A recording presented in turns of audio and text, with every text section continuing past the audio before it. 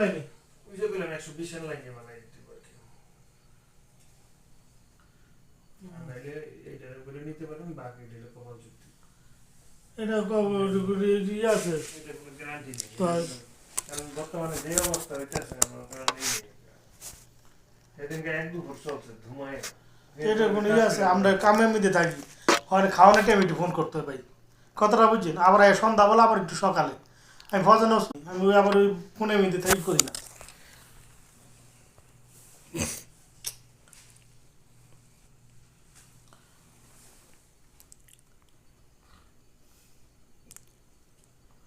তো 115 টাকা ডিগ্রিটা দেন সাওয়া কি করার আছে,